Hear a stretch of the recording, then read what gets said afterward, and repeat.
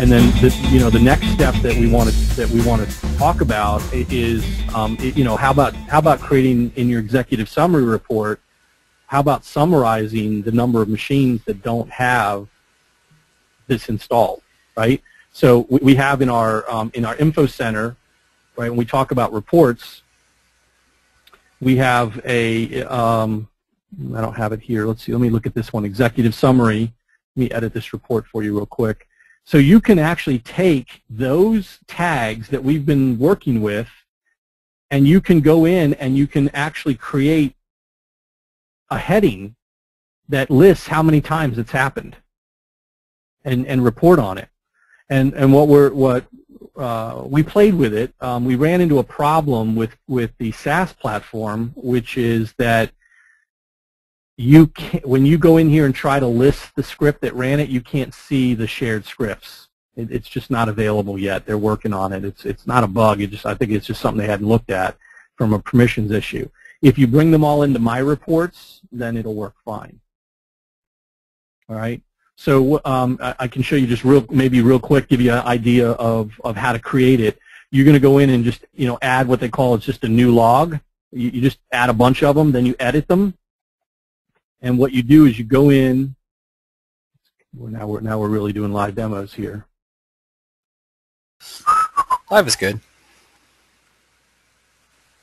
Okay, so we say, well, let's forget about the header information. We'll say Adobe Reader, right? I'd create a header. If I was doing audits, I would create an executive summary audit, and I would say applications missing or out of date. Okay, and so this would be the Adobe Reader. And then we would go in and we would say this is a script log entry, so they still call it script log there instead of agent procedure log. And thankfully you only have to set these up once. Yeah. All right. And then what we do is we go and this is where we have a problem. You'll notice that the My Procedures are here, but there is no VA shared procedures. Even on the next page, it's just not there. So it's a bug. Again, I don't want to say it's a bug. It's just probably a security thing that they hadn't thought through. And I have a ticket open with them. But again, if it's under my procedures, then I can go ahead and find it. So let's say I run the Adobe Reader audit from my procedures.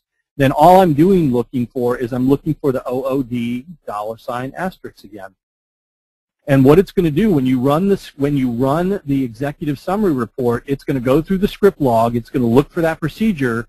And every time it finds the $OOD, it's going to put a tally, one more. So when you get your executive summary report, you're going to see 2, 3, 5, however many times it found that error. So you can basically use that as kind of a count. And then what I want to do long term, again, the next webinar is we can do the same thing for updated. We can put a tag in here that says updated. And then we can create a section, say, applications updated in the last 30 days, and we'll put Adobe, Java, blah, blah, and basically you'll go in there and it'll count. Every time it successfully updated it puts the tag in there, it finds the tag, and you can report on it. So I think it's pretty, it's pretty cool. But again, I've got to solve this problem, and that kind of threw a wrench in what we were trying to do. And it's not something I have control over. So on the K2 server, it works fine, but on the SaaS server, I just don't have access to the VA shared procedures. Okay. Questions? Any more?